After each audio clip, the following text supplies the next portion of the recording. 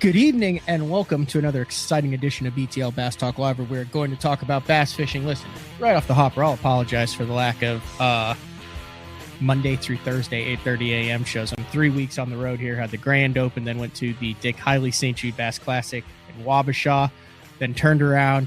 Mark Jeffries rolled up to the house in Shawnee. Shocking, he's got a muffler kit on his truck, just vintage. You could hear him half a mile down the road, just, and then he rolls in with his 6 rods, one of which was tied a color number 7 spook, one of which had a chompers, 2 of which had a grub, and one had whatever I wanted to tie on it. And he got in the boat and said, "Take me to the promised land on Table Rock," which we unfortunately found 48 hours early. Had a really good practice, had a really fun time there. It was the first year of the Pro Guide Hope Classic benefiting St. Jude. I kind of was talking to Pate, who was running that beforehand. I think his goal kind of heading into it was 50 boats and $50,000 to raise for St. Jude, kind of a related but unrelated to the Dick Hiley. Gretchen, who runs that, she was at this one too, but completely separate fundraiser. Big shout out to the guys at the Bass Tank, actually all the Elite Series pros who are also sponsored by the Bass Tank. They had a little derby on a local body of water after the Elite Series on the Arkansas River, and Scott, who runs and owns the Bass Tank, had, you could take turn the live scope off a guy's unit for $100, or you could buy another guy's fish, and all that money went to St. Jude, to Jeffries and I's team for that race, $1,500 for that event. But anyway, we got there, great event. Ended up having over 75 teams and raised $126,000 for St. Jude. So that was a great event. Jeffries and I finished first out of the money at Grand. Then we finished 29th out of 100 at the St. Jude in Minnesota with Adam Bartuzik and the Crappie Chronicles, and then finished 29th out of 78 boats at Table Rock. I caught a 19.5-inch smallmouth. We'll bring our guest in for today. We got a lot to talk about. What's up, Dave? What's happening? I caught a 19.5-inch smallmouth at Table Rock Lake. Like, it's big smallmouth. How much you think it weighed? No. This was in the tournament, Derby Day. I had the net, like the Bass Cat has the 2 rod boxes up front and then a little net scabbard.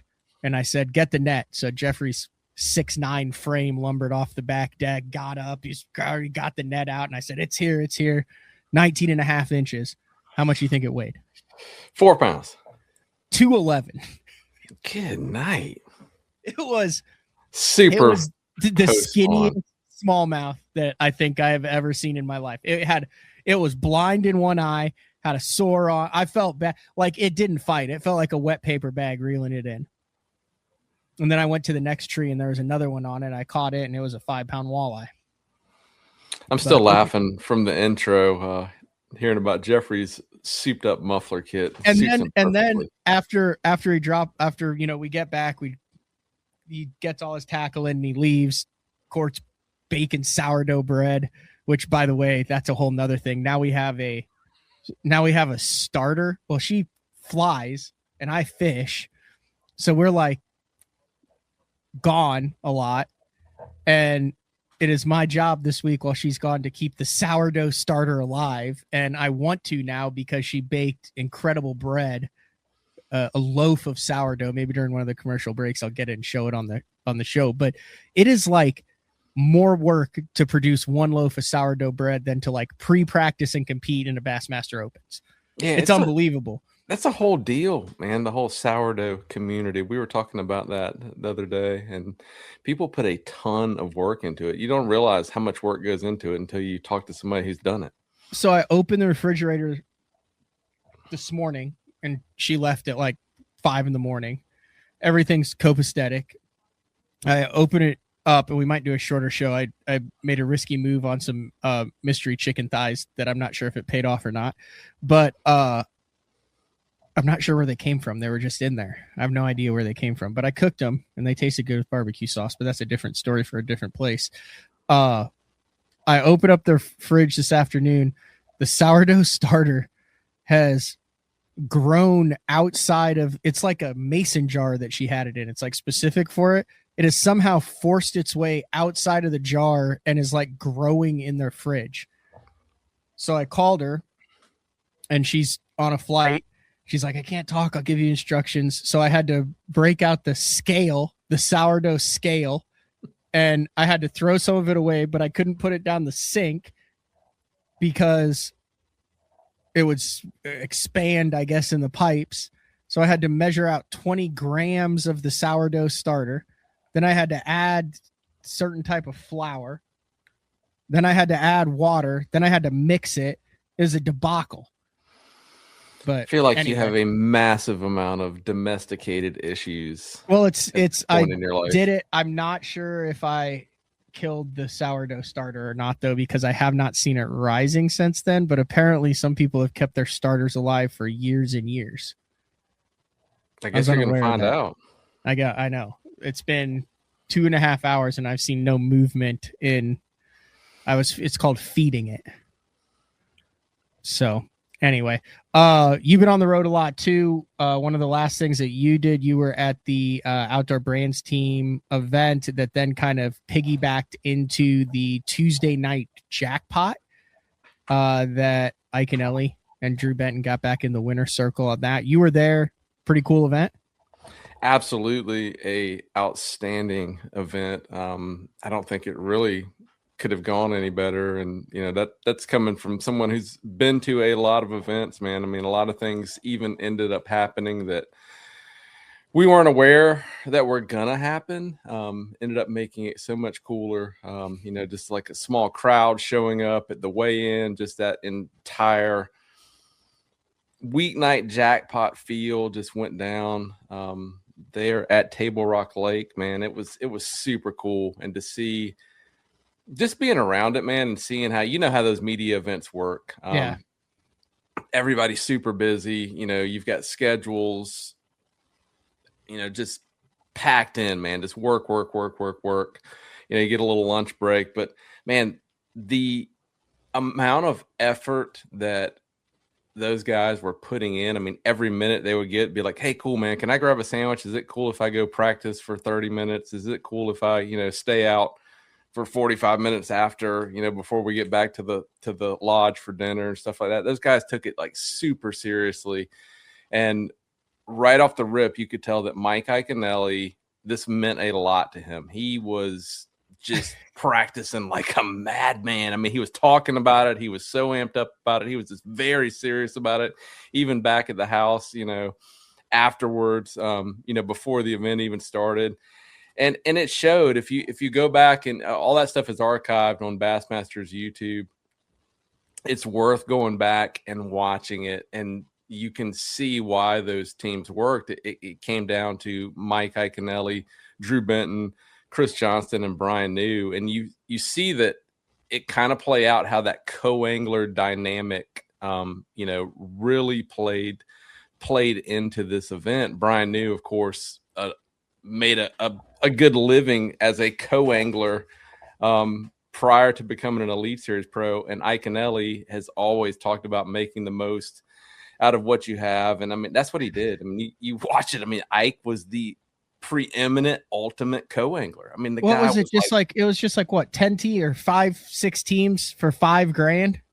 Four teams, 4 2-man teams, $5,000. The $5,000 was icing on the cake, man. This was, to me, this was about a lot of smack talk and a lot of bragging rights. These guys did not want to lose to each other. I mean, from the time they showed up, I mean, we went to Muskogee to the Elite Series tournament, and I mean, you got an Elite Series tournament going on, and every time you see these guys in the weigh-in line or whatever at the tournament, they're talking about this Tuesday night derb. So none of these guys wanted to lose. Ultimately, Benton and Ike coming out on top, but I mean, such a cool event, man. I mean, I assume that there's going to be more of these that go down, but it was just dead serious from the rip before it even started. And Mercer and Zona doing the commentary live on the shores of Table Rock. I got an opportunity, went out, shot some photos. I was on the Kyle Squared team, watching those guys do their thing, but got to come back about 30 minutes early before the weigh-in started, and just watching Zona and Mercer set up live there on the shores of Table Rock doing their thing together. Because as much as we know Mercer and Zona, they really don't get to work together as a team that much. Yeah. It's a super, super awesome dynamic to hear. Well, they want to fish in it next year. They do, but I don't know if we could afford to have them off a commentary. They're so good at it. I know. So that's a thing when you're so good at your job that you can't be replaced. That's a good thing and a bad thing if you want to be out there on the water. But it would be cool if those guys were out there fishing too. But they got to do a little fishing during the week themselves. Had a good time. But yeah, man, great event. It's archived. You can go back and watch it.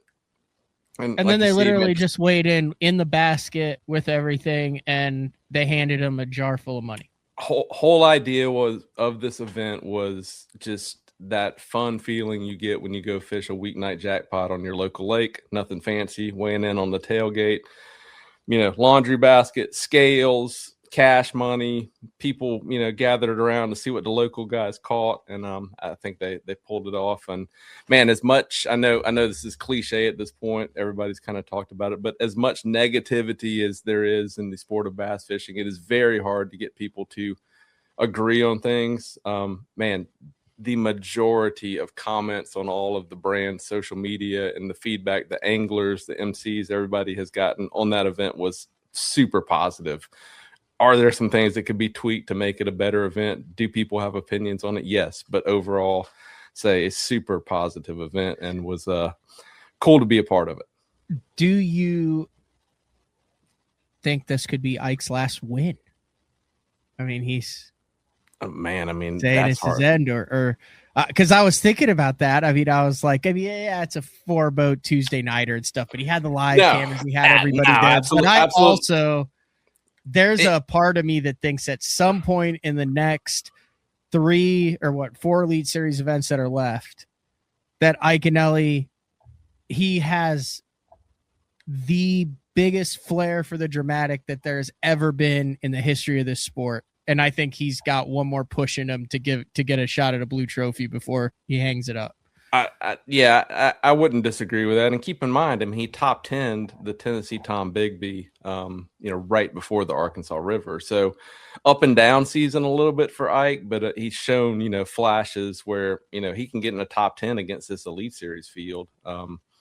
So yeah, it wouldn't surprise me if he shows up in another top 10, but Ike and Drew Benton made it very clear that whether Ike is retired, off to greener pastures, whatever he is doing, he's coming they back. made it very, very clear that they want to be able to defend their Tuesday Night Live title if it goes down again. So probably not his last win, because the way those guys work together as a team, man, they were hard to beat. But yeah, cool event, man. I hope they make more of those happen. What we're going to do tonight is we're just going to not rapid fire, but we're going to cover like 4 events that went on over the last couple weeks, and then call it a night. Big announcement tomorrow, 8:30 a.m. Some special guests that'll be on BTL. This thing is going to be cool. That's all I'll say about it now. I am involved with this. Looking forward to it, as are a number of people that you may not think would be involved in something. We're all going to be in the same place at the same time here fairly soon, after the Bassmaster Open on Kentucky Lake. But a blast from the past. So the Dick Hiley was out of Wabasha, which is like pools 4 and 5, and then just down the road. I don't know how the Mississippi River works. That's bad because I got an Open there in a little bit over a month. But out of La Crosse, they had the Bass Nation Regional, which is a path to the national championship, which is a path to the Elite Series and to the Bassmaster Classic. And when you think of the Mississippi River out of La Crosse, there's a couple names that come to mind, but there is one, the godfather, some would say, of the La Crosse area with a swim jig in his late 70s, and he's still just as relevant as he's ever been, the one, the only Tom Monsoor. And Tom jumps in this Bass Nation Regional and wins it in like the most dramatic fashion we've seen in a bass fishing tournament with Bassmasters in probably the past 15 years. I'm glad you led with this. As much important tournament fishing news. This is the best. This is the in one our of show the tonight. best stories of the week. I'm following the Elite Series tournament, and if you know the Bassmaster website, when they have 2 or 3 events going on, you've got the leaderboards up top, and I'm clicking Bass Track, clicking the leaderboard, and to be honest, I'm accidentally every once in a while clicking the leaderboard for the regional event for the Bass Nation at the Mississippi River. So I'm starting to pay a little bit more attention to it. I got to be honest, man. I had no clue until Bass sent out the press release this morning that not only did Tom Mansour win the regional on the Mississippi River up there, but he won it in something we talk about all the time, in a dang fish off, a tie-breaker fish off, where Bass officials went out in the boat with Tom Mansour, another sudden angler, death fish off, a sudden death. And you got to go read the stories, guys. Mansour makes just an absolute OG veteran call. Let's pull up. What is the gentleman who finished second place here? Let's give him some credit. Justin Yenter, who's 30 years old. Okay. So they were tied on Sunday afternoon. The way it reads. By the way, third, Cade Laufenberger is like preeminent stud, like yes, stud absolutely. On that. Like he will be the favorite going into the Bassmaster. If you recall, we would do media events up there. Cade was part of the group, brand group. He would be up there, just kind of the local. Hey, Cade, show up and catch us some picture fish and make this easy. He's been doing it up there forever. He's awesome a guy. on any part of Mississippi. There, right? So the way it goes down, Mansour tied, fish off. And didn't he come in with like a 20 rack too to tie? It's a 20 rack. Yeah, 20 rack from nowhere. Out of lacrosse. Of course, swimming his signature jig. Decides, you know what? My fellow competitor who I'm in the fish off with is going to roll right over here to this bridge and fish for release fish right here by the takeoff. They took off in the Black River. Yep.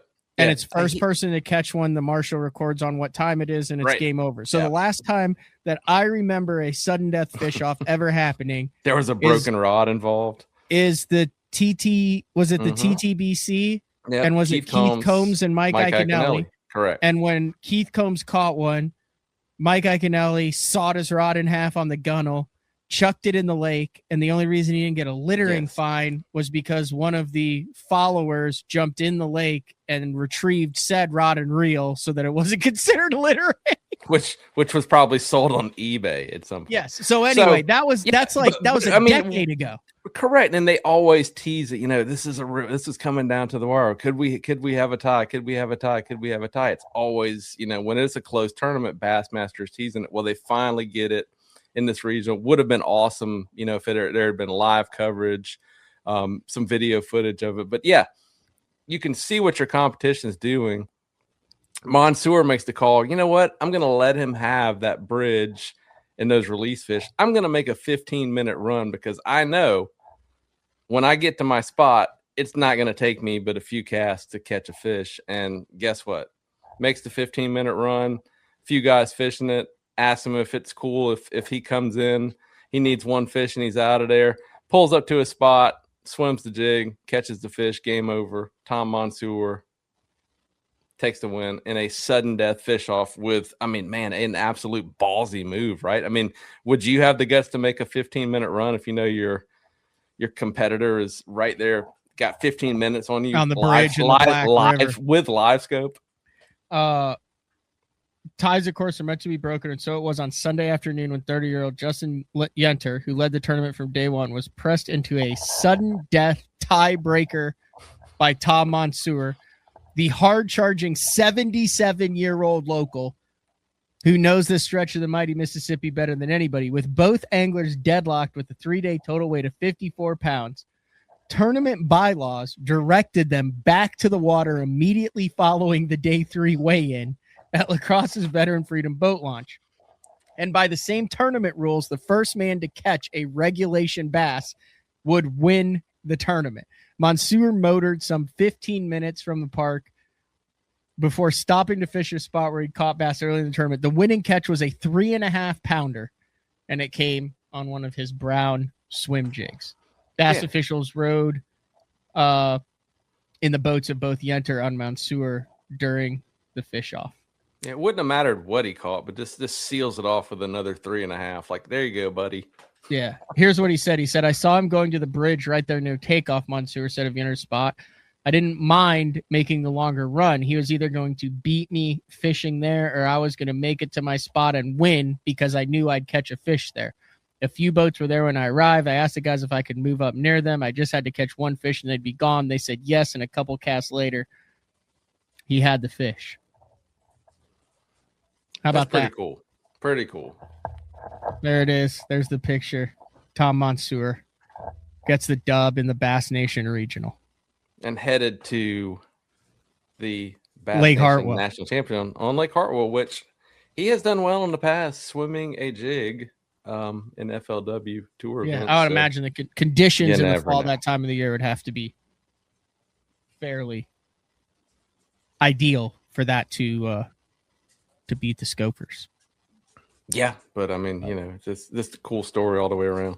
Yeah.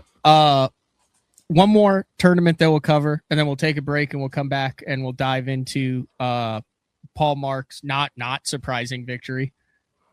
But I guess it kind of is surprising because it's with largemouth and he's more of a spotted bass guy, but he also knows that neck of the woods. There's a common denominator. Yeah, and then we'll get into the Nutt brothers 1-2ing the pro circuit event this past week. But big shout out in the HAVASU Open, Cody Steckel. I actually have a I'll be wearing it on Wednesday because he's going to be a guest on BTL Wednesday morning. A Steckel fishing hat there, also avid BTL listener. Wins the One Bass HAVASU Open 3-day tournament, that shared weight format with your AAA.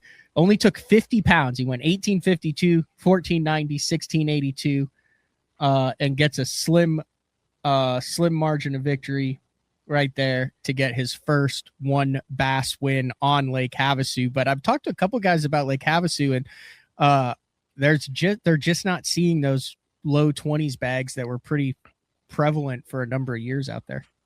Yeah, you go back and look at some of the victories. I think, Todd Woods, when he won out there, just, big weights, always popping up. Seems like the lake, maybe time of year, maybe the lake's on the downtrend. We know some guys out there. Maybe we could get a little bit more insight for the listeners on exactly what is happening out at Havasu, but always interested in keeping up with what's going on with One Bass. Ran into Billy Egan there at the Bassmaster Classic. Got to spend some time with him, catch up with Billy. Always runs a tight ship out there with the One Bass event. So congratulations to Cody and on the win out there at the One Bass Havasu Open. One of the reasons I wanted to talk about this was you look at what obviously AJ Jr. has done, and Laker Howell,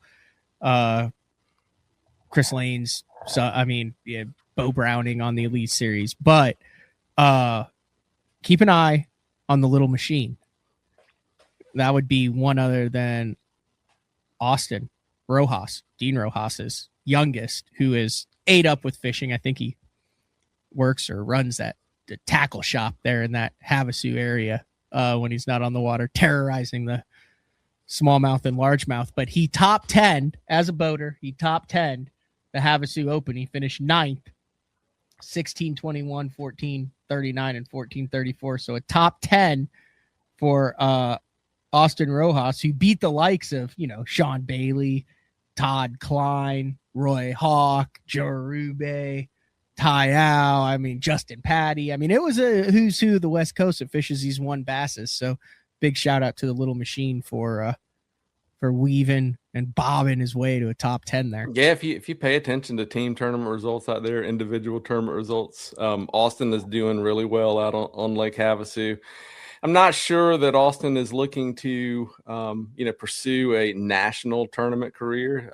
He'd have to answer that question, but definitely does well out there on Lake Havasu, and man, that is no small feat finishing in the top 10 against that field of WON Bass competitors. So congrats to Austin on the 9th place finish. I've never fished Havasu, but I always hear about obviously, you know, Amart with the baby bird pattern that was out there when he won the Elite Series event too. But I always hear about the cribs out there, and I always just want to go like lay eyes on those cribs. They're like man-made, gigantic kind of man-made. Yeah, they're kind of like cages. Have you seen them?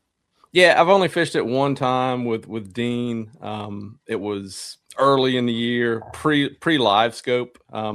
We were actually fishing for smallmouth, caught some really nice smallmouth. You know, early in the year out there.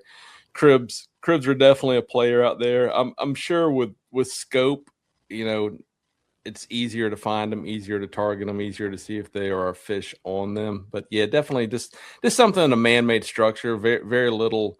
I'm not gonna say very little structure on Havasu. You know, obviously toolies, as they call them, pencil reeds, whatever, some grass at times, some rock, but you know, a fluctuating desert lake. So I think an initiative, a project, you know, either by some sort of state agency out there or locals that put the cribs in the lake, but definitely a player at some points in time. But a cool lake to fish. I know you want to get out there and get after the shell cracker. That's your deal.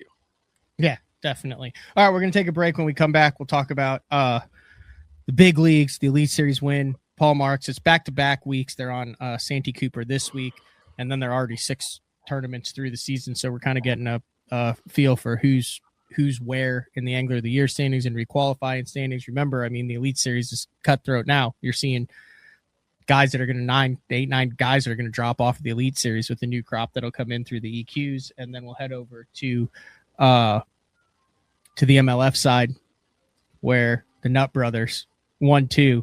It was wild watching that final day weigh-in with them and the way they were catching their fish. So BTL on a Monday night with Dave Rush from Best on Tour. Several comments on the background. Did you actually paint the brick in your house blue with the Best on Tour logo behind it? Is that now in your living room? Yes, my full home is painted Best on Tour blue with the brick. Shout outs to our friend Catherine up there at ATS, does the BTL merch, some of your St. Jude merch. Catherine hooked it up for me for the studio. So big shout out to Catherine. If you need anything like that, holler at ATS up there in Michigan. She is your person to get it designed and made and shipped out to you. All right, we'll be back right after this. The new Puma STS has been redesigned from the ground up. With the angler, design, function, and performance in mind, nothing on this new offering was compromised, and the only thing carried over from the previous version is the name.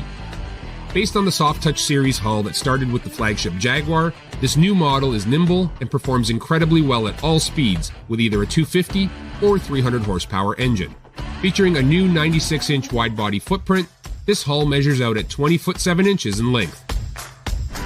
Industry-leading design coupled with tournament-winning performance. The Puma STS from Basscat. Feel the rush.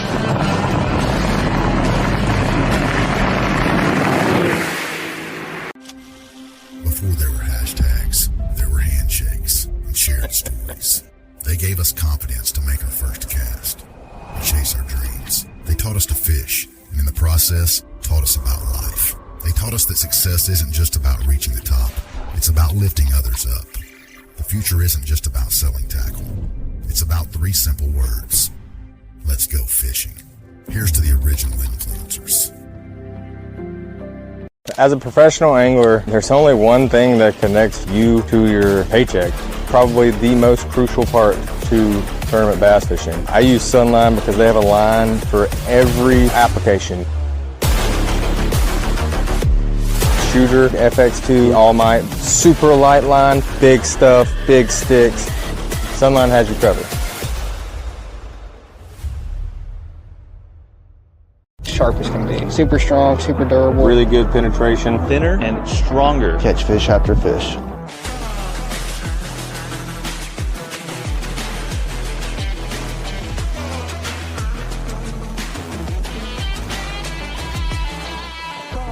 want to make sure that I'm using the best stuff possible. World's finest hook. World's finest hook. Gamakatsu, world's finest hook. When I'm in a tournament, conditions are constantly changing and every second matters.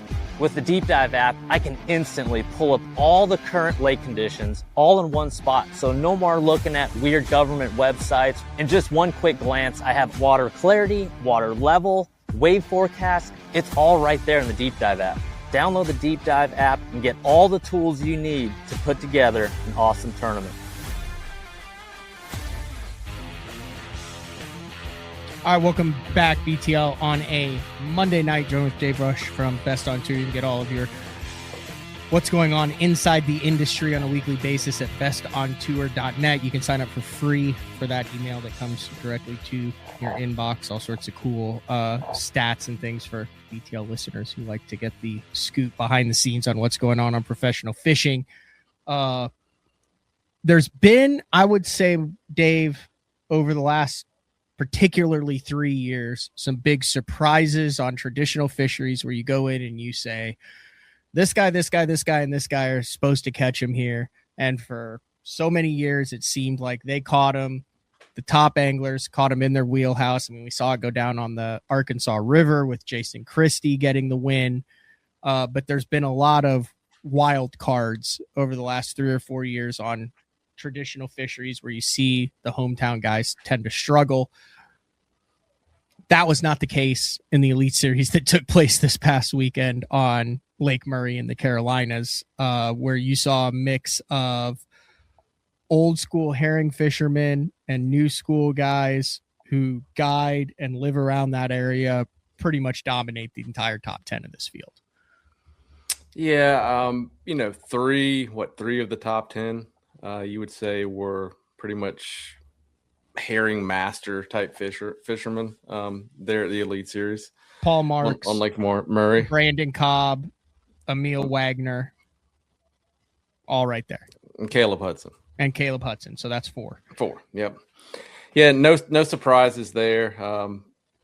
And we talked about it earlier a little bit, the common denominator, as you mentioned, blueback herring.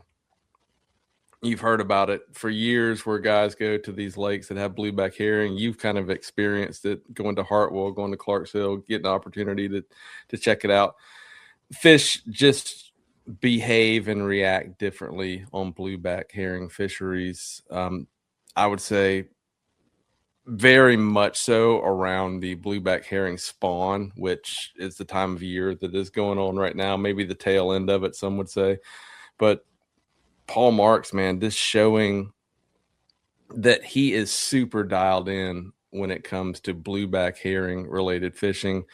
Grew up fishing Lake Lanier, guides on Lake Lanier, got his first Elite Series win, generally same time of year on Lake Hartwell, generally the same type of pattern. He was fishing on Lake Murray, difference, being that not very many spotted bass in Lake Murray. There are some, but not a player. But, man, this super dialed in and made it work. And to me, one of the most interesting things or the most impressive things to me about how Marks got that done, if you remember back at his Lake Hartwell, when the dam at Lake Hartwell ended up playing a factor in his win. This time, Lake Murray, the dam ends up playing a factor in his win and saved it until the last day, had like an ace up his sleeve. And the way he explained it was also really dialed in and things that you wouldn't think about necessarily, or I wouldn't think about. Most normal anglers don't think about. Saves it until it's a sunny day where the shade line positions the fish better. So they're not as prone to roam around the face of that dam. They're dialed in on that shade line. Cranks a Spro Little John, so not your traditional type herring bait, more of a rip wrap style bait, and gets off to a stellar start. Puts two, I believe, 5 or better class fish in the boat. Then goes and does his herring thing with the Zoom Super Fluke. So very impressive strategy by Paul Marks, and kind of proved why he is. Man, probably the preeminent. I think he's proved it. 2 wins on the last time they've been to herring lakes, probably the preeminent herring guy in the game right now. Yeah, very cool. Just to backtrack just a little bit. Yes, congratulations to Tom Monsour, but he just qualified for the Bass Nation Championship, not the Bassmaster Classic already. So he has to finish in the top 3 of the 250 boat field at Lake Hartwell to then go to the Bassmaster Classic. But he's 3 days away from the Bassmaster Classic. He won $11,000 in a trophy to get to go to the national championship, but not in it yet. You got so a chance. He would be the oldest. I was scrolling through the top baits, and you live in South Carolina, Dave. You fished it, and it seems like over the past number of years, there's been all sorts of weird herring baits that have taken the place of the fluke. This tournament seemed to be a return to a weightless fluke on an EWG hook. I was shocked at how many guys in the top 10, you had some koikis and some drop shots and some swim baits and some minnows and swim baits and stuff in the mix there. But like a lot of the top 10 were just fluking like they did back in 2010. Why did the fluke play so much this year when instead of the risers and the wigglers and all sorts of the Japanese and the very selective Carolina herring style baits? Well, I think a few factors. Day one of the tournament, I think if you had done baits of the top 20 or whatever on day one of the tournament, you would have had a lot of different things other than a fluke. Fluke was definitely playing, but you had cloudy, rainy, windy conditions that lended itself to be able to use a lot more aggressive type baits, let's say. I think what has happened and what you're seeing is that, we're going to bring up, forward facing sonar here, but with forward facing sonar, these fish are getting a lot more pressure than they ever have. So back, when the Elite Series first started going to these herring lakes, you had several guys that understood it, guys that started to understand it and were fishing more, just power fishing for these fish, and were able to pull it off. You would hear of a lot more top waters, like your pencil poppers, things like that were playing a bigger role. Your sashimi swimmer type baits, things like that were able to get the job done. Now you heard it, over and over and over again about how smart these Lake Murray fish were. And these guys are saying that these fish are that smart because they're able to watch them on forward-facing sonar swerve their bait time and time and time and time again. I think another thing to keep in mind is the hookup ratio, right? So when you're using something like a riser style bait, 2 small little treble hooks, topwater bait, fish coming up slashing at the bait, you barely get a hook in and whatnot.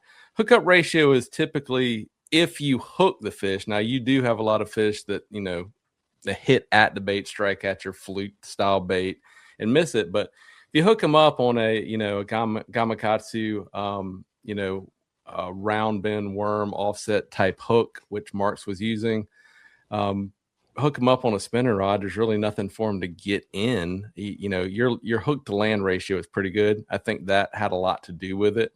Also the subtleties. If you noticed how those guys were working those baits, you've seen them go away from that traditional the twitch of the fluke, or the long sweeps that Anthony Gagliardi made really popular there during his FLW Cup wins. And I think that's also another result of forward facing sonar, because you're real time being able to see how those fish are reacting to your bait. So in practice, if guys are, twitch, and the fish are just not having that at all on forward facing sonar, you do the long sweep, they're not having that.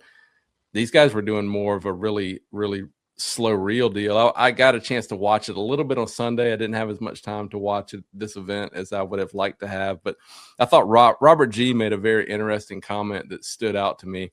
Robert G was fishing on the bottom end of Lake Murray, which is notoriously the toughest area to fish under these slick, calm conditions. Was up really shallow. And he said, I really feel like this is very similar to I'm fishing for tailing redfish up on flats. And that's the best way that I can kind of describe how these guys are having to fish, and target these bass. They're fishing early in the morning. I think you can get a little bit more aggressive as the day progressed. Sunny, slick conditions. The guys are moving out to the fish either relating to the herring or relating to cane piles or brush piles. And they're just having to get really finesse with it, man. And I mean, that's just the result of pressure, clear water, and smart fish. Okay, so you see smart fish, and then 6 of the top 10 were throwing a chartreuse or a pearl chartreuse fluke. I think Jordan Lee was the only one who's throwing a kind of a bait fish color on it. Is the chartreuse just a Murray Carolinas thing? Because that was surprising me to see. I mean, it was chartreuse fluke. Yeah, I mean, I think the cat that was the thing that was kind of the guys had in their back pocket for several years in the Carolinas, a Hartwell, Clarksville, Lake Murray thing, probably a Lanier thing too. I'm not as familiar with Lanier, but I'm sure same deal. That was let out several years back, but I kind of equate that to the equivalent of when you went there and the guys started first throwing the straight chrome topwaters, and you're like, man, like, stuff that makes that. absolutely no sense. Why would I not throw a ghost minnow type thing? It looks way more like a herring. I think that chartreuse adds a little bit of flash.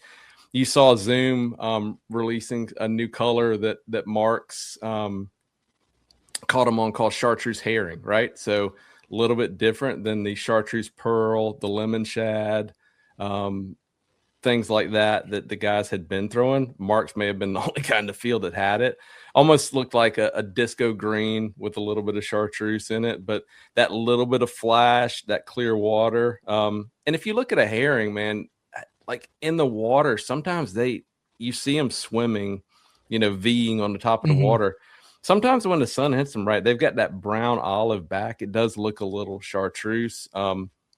So that's my only explanation of it. And then, just reaction, right? Like, we don't know what fish, I mean, ultimately, like, we have no idea what fish's vision looked like, but a lot of those fish, especially later in the day, were coming up, from depth, zoning in on that bait. So maybe just easier target for them to see. But yeah, my only idea would be, we always all thought the chrome topwater thing was crazy, but it added flash. So sunny days, but they were catching them on the cloudy days on the chartreuse pearl too. So, but yeah, man, fluke has always been a staple of herring lakes and will continue to be so. Headed to the 6th Elite Series stop, and I mean, there's a lot of fishing left, but he's been in this position before, and I think what really foiled him last time was the lack of awareness of his check-in time that dropped him down, or else he'd already have one under his belt. But it looks to me like this is Trey McKinney's Angler of the Year to lose or to win right now. He's got a 40-point lead over Caleb Hudson and Brandon Cobb, but then going up north, we're gonna have some non-scope events up there too.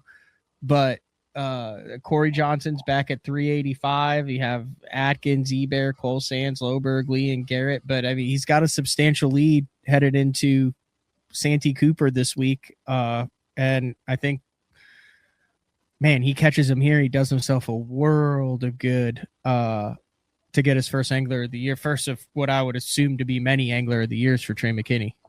Yeah, so far this season, Matt, any questions about Trey McKinney having problems catching fish in the non-scope tournaments have been put to bed substantially, in my opinion. McKinney doing very well in the non-scope tournaments. I don't expect anything different at Santee Cooper. I think this guy probably puts as much work as anyone on tour into his craft, pre-practice, practice, preparation. He is just totally dialed this year, heading into a Santee Cooper that is, in my estimation, fishing better than it ever has in recent memory, especially when the Elite Series have gone there.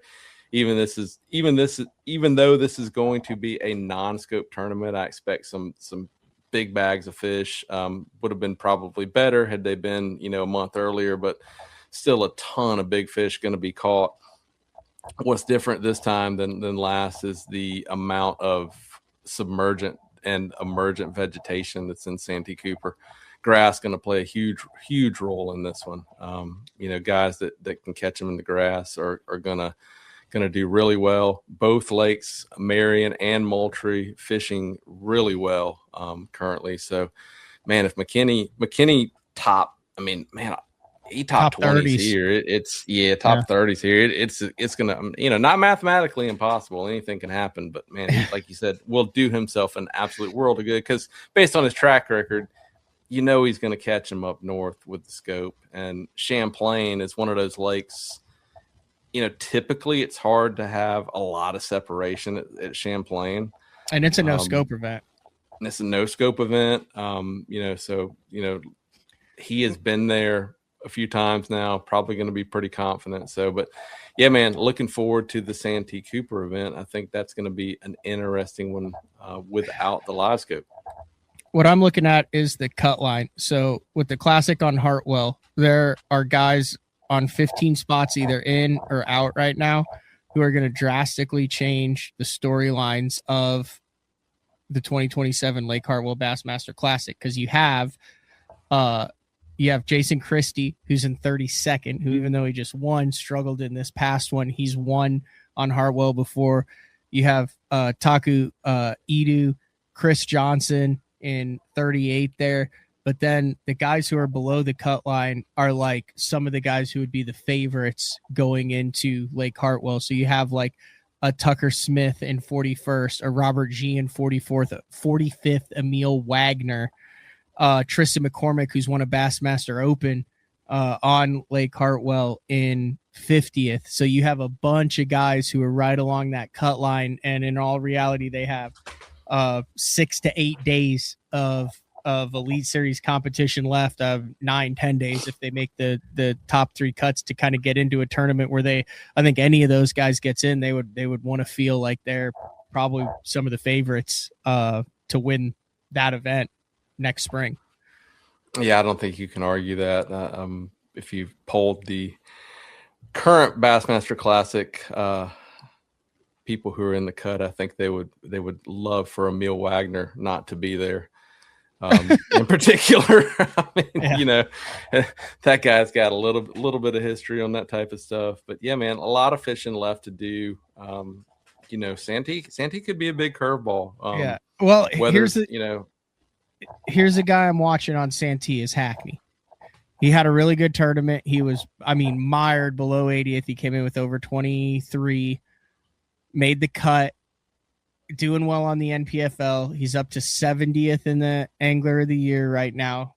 He's got 213 points. It's the only title that he does not hold in professional bass fishing is the Bassmaster Classic title. But even though he's down in 70th, he has 213 points. 269 points is the Classic cutoff. So you're looking for the first, this is, if you go back and look at the previous years, there's still 40 guys fighting for 10 spots right now with 3 tournaments left, four tournaments left. I'm sure there's a mathematical equation that we could use to figure out who's legitimately has a shot to get into that Classic cut. But I feel like Greg Hackney certainly does. You would think Hackney would be a factor at Santee Cooper. You would also think Hackney would be a factor at a non-scope Lake Champlain event where largemouth may play. It's been a smallmouth deal recently, but that's with live scope. So yeah, largemouth going to play a bigger factor this time. So yeah, Hackney getting some momentum, getting his mojo back. So a great observation. I think he will be in the mix as far as making that Bassmaster Classic. He's definitely motivated. Let's move over to MLF. Tackle Warehouse Pro Circuit took place on an kind of like an always stingy Douglas Lake. Like it just doesn't pump out mega bags like we see on some of the other lakes on that chain. A lot of 3-pounders are gold over there. A lot of 2 2.25 pounders. But a good tournament lake. Very good tournament lake. I've always enjoyed fishing there. This I actually probably followed there's so much going on. I was fishing that St. Jude. There was Elite Series going on. There was the Bass Nation going on. There was this tournament going on Douglas. And I probably followed this one closer than any of the other pro circuits that I have. And it's because of the top 10 after going into the final day. Because they don't just cut to the top 10, but they have more that go down. But this was after day 2 on this. And just listen to these names. Remember, this is, you can scope for 3 hours. You don't scope for the other 2 periods or whatever you want to call them. But you had Poche leading it, then Dylan Nutt in second, then Bobby Lane in third, then Carter Nutt in fourth, the Scope Goat, Aaron Yavorsky in fifth, then Ott Defo, Will Harkins, Brent Chapman in eighth. And then down there you had Miles Berghoff in 11th, Bank Shaw in 12th, Drew Gill in 15th, Marty Robinson in 17th.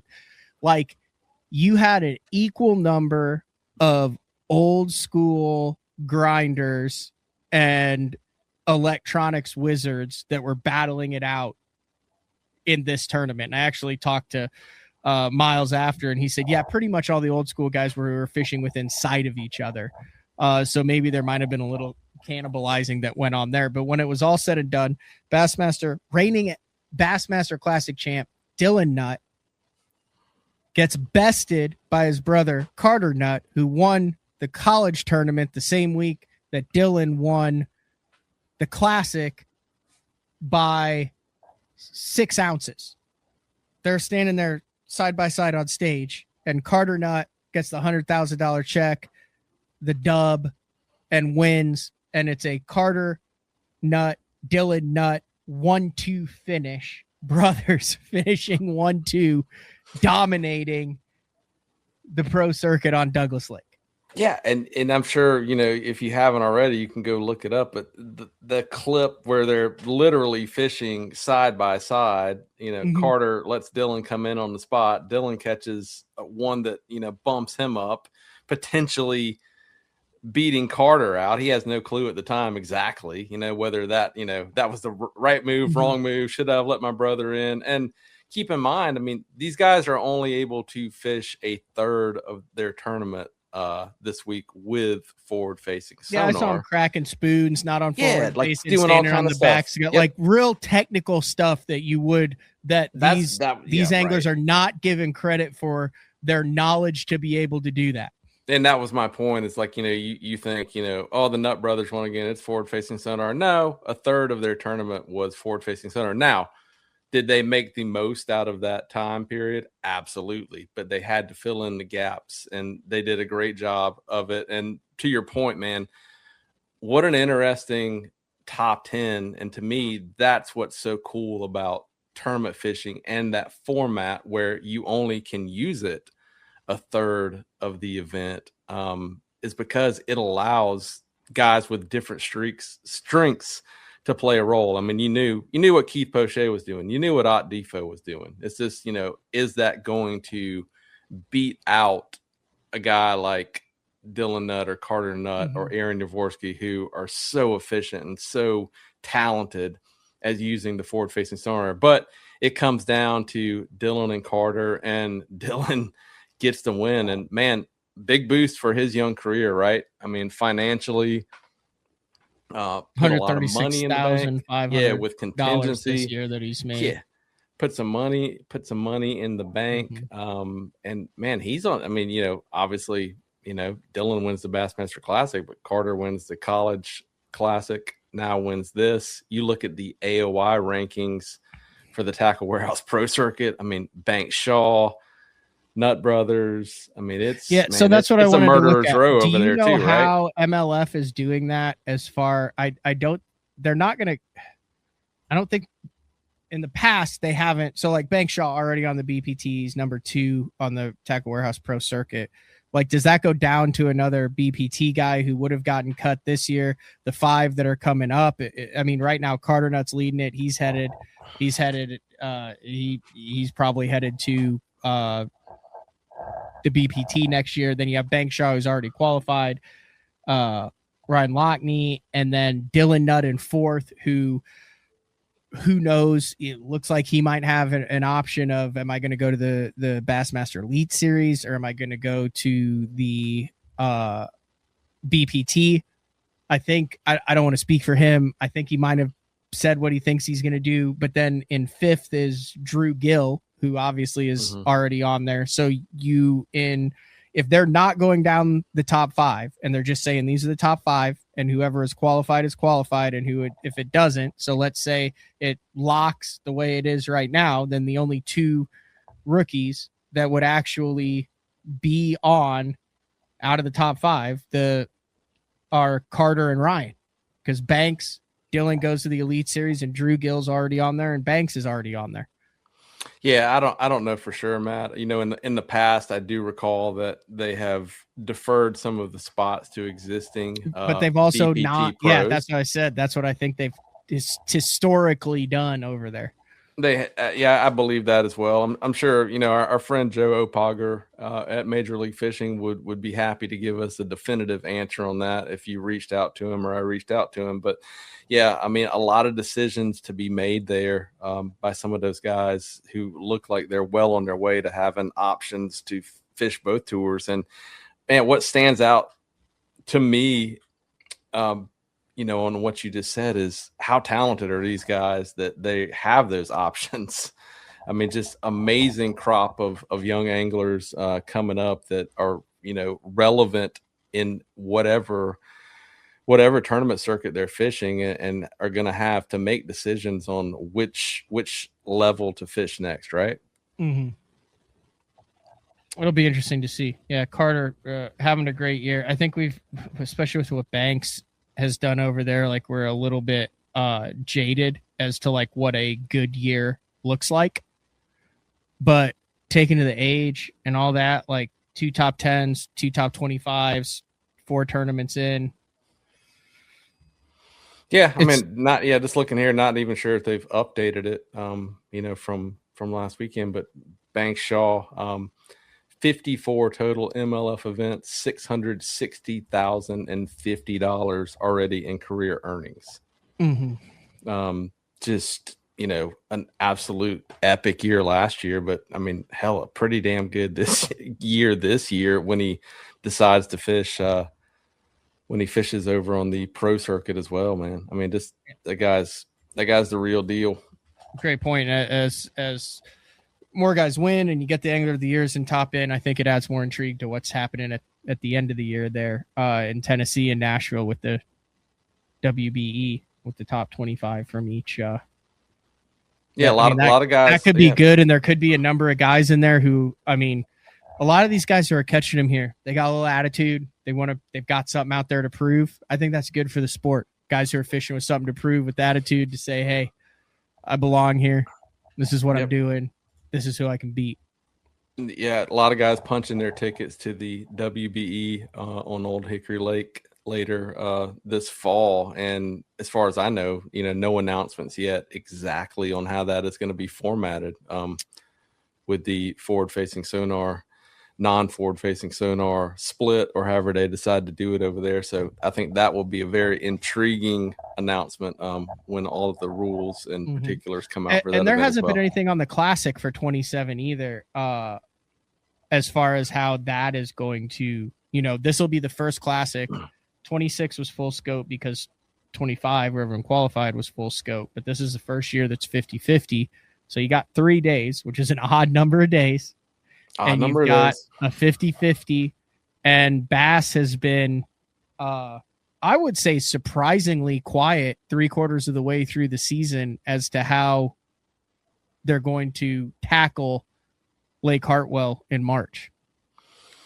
Agreed. I'm sure there are massive internal conversations going on at Bassmaster on exactly how they are going to format the 2027 Classic. I think one thing that you can pull up that makes sense to me is they have been pretty consistent on fish how you qualify.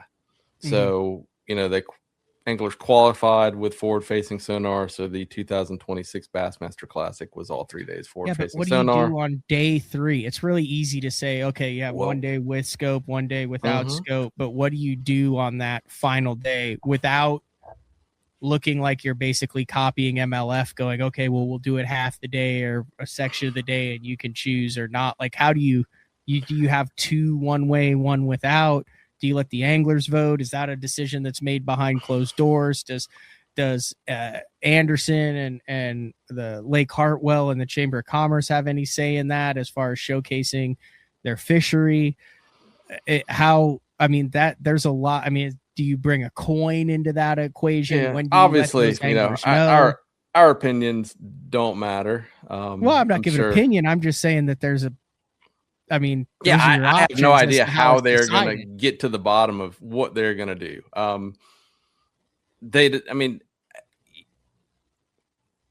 They decided scope versus no scope with a coin flip. So there you go. That's a great comment.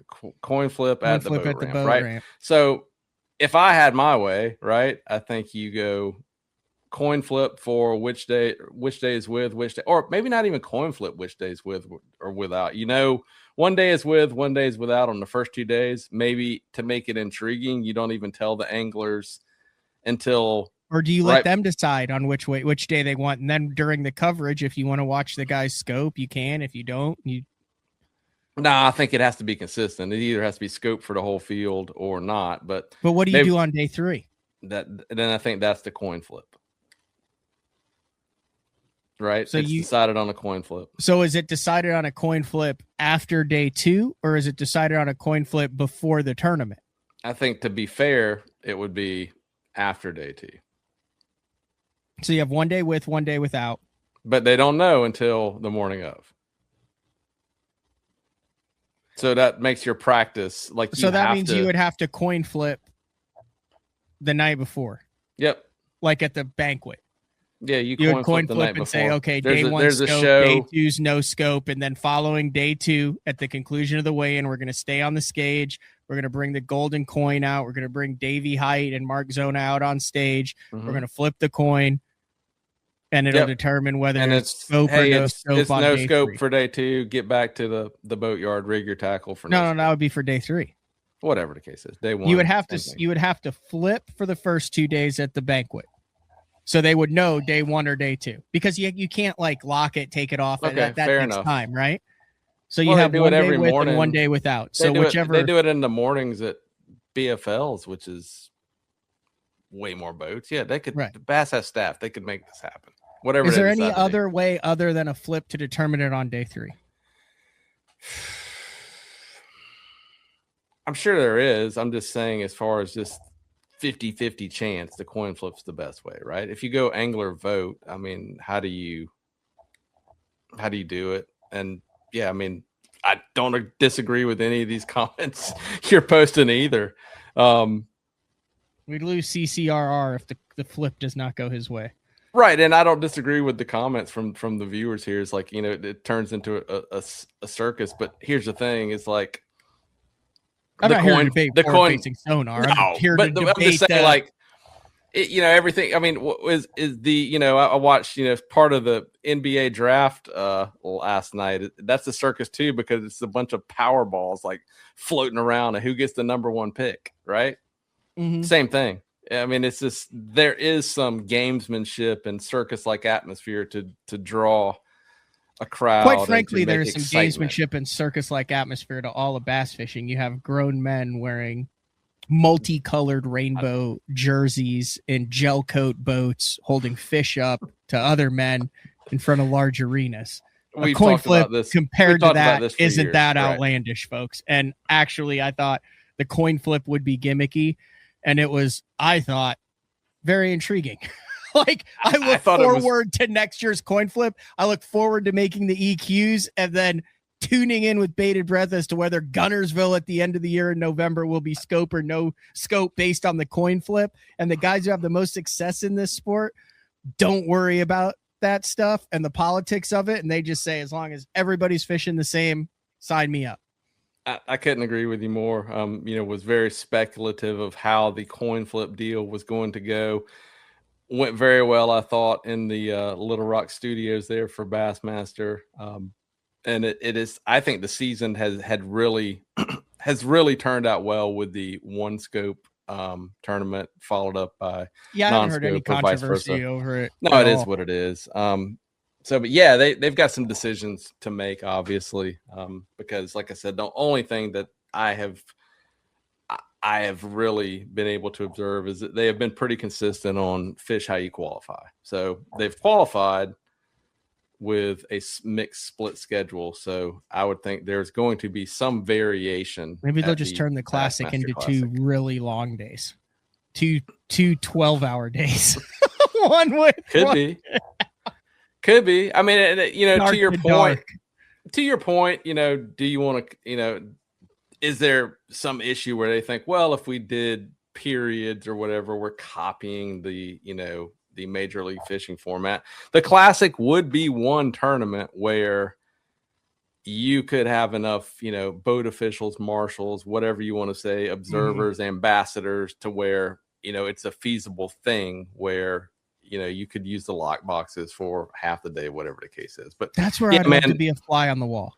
We could speculate for hours on this. Do they have a whiteboard where they're like, okay, here's all of our options? And then they just start erasing them. And then they send stuff out to anglers. Hey, for the 2027 Classic, what are your thoughts? And then they put that into input, and then they talk to, I hope visit all Anderson. Of that, I hope all of that is a thing. I hope they are, taking it very seriously and weighing out all of their options very carefully and coming up with the best solution that's going to turn into the best outcome for the Bassmaster Classic. Either way, it's going to be the Bassmaster Classic. It's going to be at Lake Hartwell. Somebody's going to have a life-changing moment there, whether it's all forward-facing, no forward-facing, a mix, a foot race at the end to see who wins, whatever the case is, it's going down. So they'll figure it out. All right, you got anything else before we wrap things up here on a Monday night, Dave? I think we covered a lot of ground, got everybody caught up on everything that is going on in the industry. Yep. Heavy hitters going down in Florida next week. That's always a very interesting, intriguing event to see guys kind of duke it out for some really big money in a it's a normal tournament format, but also, the biggest fish of periods and days. You can take home a lot of money from Major League Fishing there for the heavy hitters event on Orange Lake. And intriguing that the Big Show had qualified for heavy hitters. So Big Show back in the mix on the BPT. And he qualified and then when I said Big Show, I thought I was doing fantasy and I noticed Big Show was on there. I was like, always like to see that guy in an event in Florida. It's just, harkens back to the old school Terry Scroggins Florida days, and cool event. Very small field event, but that is what is on tap this week for you guys that want to check out some fishing. So heavy hitters down there on Orange Lake in Florida on the BPT. But yeah, man, then we will be back to it with the Elite Series at Santee Cooper this week as well. So potentially some really big fish getting weighed this week. 100. How many century belts, even without? It's a no scope event, right? Yeah, no scope. Santee Cooper? Yeah. A century belt, no scope. Man. Yeah, I say you get 2 century belts. It's fishing that good. That's what I think. That's impressive. That's all right. Too. If you want to know more about any of this stuff, check out bestontour.net. And then you sign up, and then it comes to your inbox and your emails. So thanks, Dave. I know you're a very busy man on Monday evening, so in fact, you carved out an hour and 10 minutes of your time. Appreciate it. Well, apparently you've missed your window of tending your sourdough. I'm interested to go out there and see if it's risen at all, because then I have to put I have a bonnet, it's like a little shower cap that you put on it now, and I'm sweating my ass off right now because I had to I keep it a cool 67 in the house, and I had to turn it up to 73 to make sure that stuff stayed alive. I don't understand how it works. We're brand new to the whole thing. It was actually Sarah Steffen, Matt Steffen's wife, who gifted a year-old starter to Court at the St. Jude. So Court like kept it alive, brought it home, and then spent 2 days on it. So I'm sure I have a call or a text right now about it. Let's see. One missed call. It's like having a puppy. I feel very responsible for this sourdough starter. Apparently, if you're adjusting the comfortable nature of your living situation in your house, it's a big deal. Yeah. All right. Thanks, Dave. Yep. Take care, man. See ya. All right. We're going to wrap things up here today, tomorrow. Big announcement on the show, 8:30 a.m. Something that everybody can watch, view, participate in. That's about all I can say for it now. But thanks for everybody for joining tonight, 8:30 a.m. And then Cody Steckel off of his one bass win will be on Wednesday. Frank Scalish on Thursday. And then I think we booked a house with good Wi-Fi signal, so we should have some live shows from the Bassmaster Open on Kentucky Lake. That's all we got for tonight. We'll talk to everybody tomorrow morning. See ya.